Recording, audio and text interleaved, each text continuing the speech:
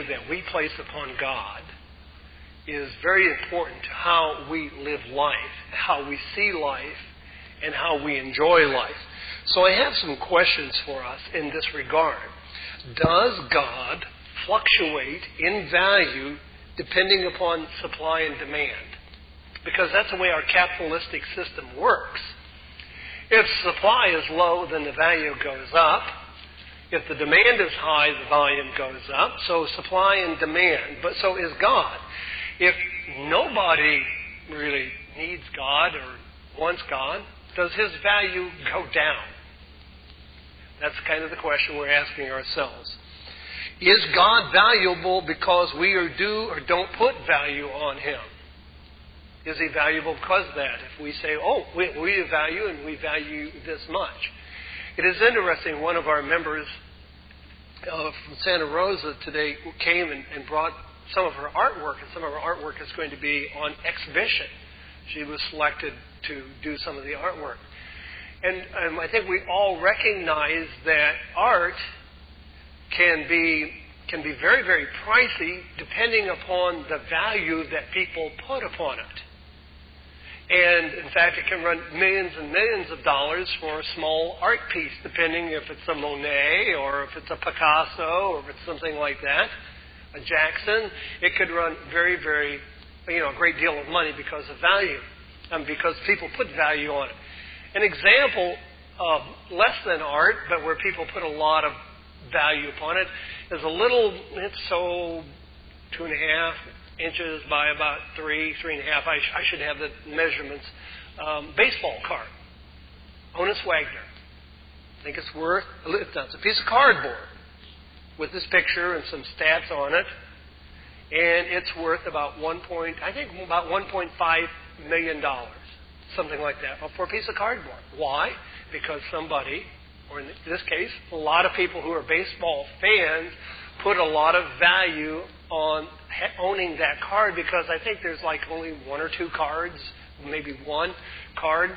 So it is very, very valuable, even though it's nothing more than a piece of cardboard. So when we think about some of these things, and we think about God and the like, so the third question I asked is, how valuable is God according to the gold standard? According to the gold standard, is he as valuable as all the gold in Fort Knox? Is he as valuable as all the gold in the world? And if maybe the whole universe were gold, all the mountains were gold, solid gold, the streets were gold, even the particles, the minute particles were gold, but you could see through them, kind of like the book of Revelation talks about a transparency in gold, and it's just the whole universe. Would God be more valuable than that, even if the whole universe were gold? That's kind of a question. So we ask again, does his value depend upon us? What would our world be, though, in terms, another question when he asks, in terms of value, what would our world be like without God? What would your world be without God? And how valuable is he in your sight? Would you and I have any value without God? Are we valuable?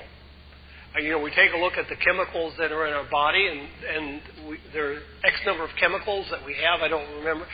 But, our value, that we would just, as it were, kind of refine us, burn us down to nothing, to just the minerals in us, and how much value would we have? And then we want to ask ourselves, in what ways do we value him? What ways do we value God?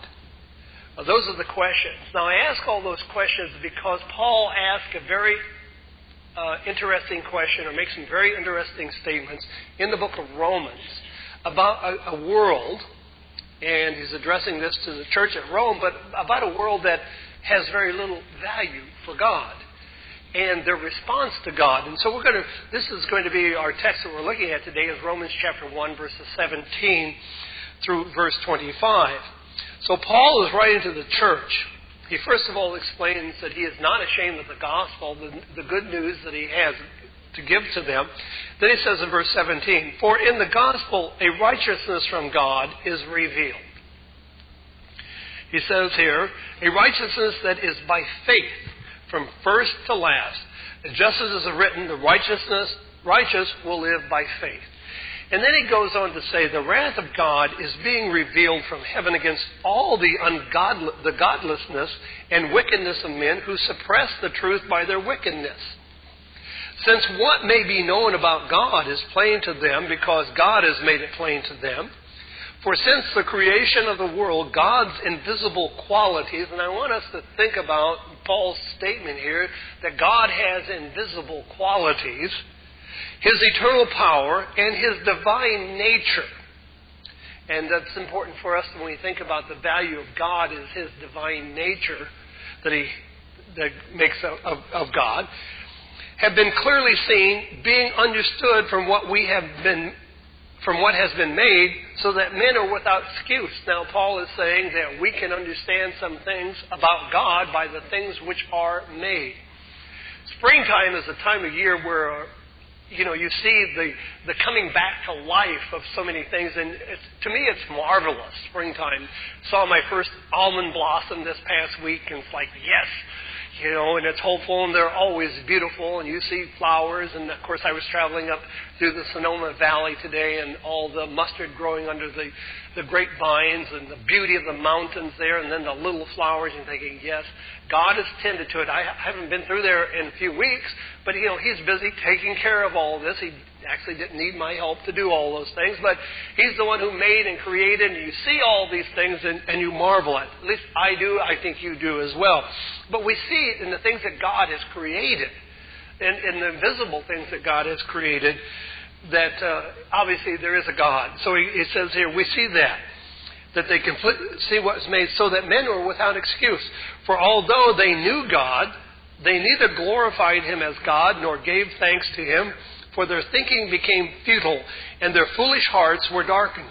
Although they claimed to be wise, they became fools, and they exchanged the glory of the immortal God for images made like unto mortal men, and to birds and animals and reptiles. Therefore God gave them over to sinful desires of their hearts, to sexual impurities, for the degrading of their bodies, one with another.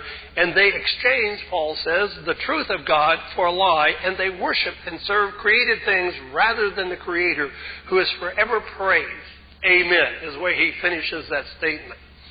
So Paul sees that mankind, the church there, he's mentioned, and of course, in what Paul is addressing, when you think about the Roman church, there's all kinds of, in the city itself, or Rome, all kinds of statuary that involves man, animals, creation, all of those things, worshiping things that are not God, and worshiping creation more than God. So that's what Paul saw. That was part of his society. It is not much different than our society today, where we tend, in our thinking, to worship creation more than the Creator. I talk about the value of a Monet painting or whatever, but we ourselves see pictures like that every day in the rising of the sun, of the meadows of flowers, and all of those things that are given to us absolutely free, new, every day. As seasons pass, we see the creativity of God and what God is doing. So we find Paul, again, mentioning that they're without excuse, and that what happens with people who do not value God, they tend to become thankless. They tend to have vain imaginations, he says. They have darkness of heart. They become foolish. Though while they are foolish, they're thinking that they're pretty smart. They think that themselves are wise, and they make self-made proclamations in that regard. And then they tarnish those things that and corrupt things that are glorious, and they have the tendency to make things after their own image, like themselves. It's easy for us, we look at it, where we want to make God in our image. Feeling the blues today, or tired of life already? Do you have questions about life, or need spiritual advice? We can help.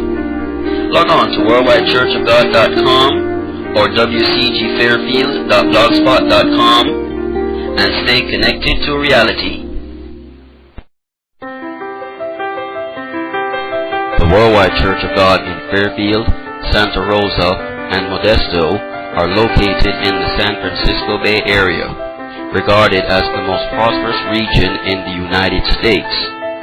We believe Jesus Christ when he proclaimed in Matthew 6:24 that serving God is more important than serving mammon. We welcome everyone to come and worship and fellowship every Saturday at the times listed on your screen and on our website, worldwidechurchofgod.com.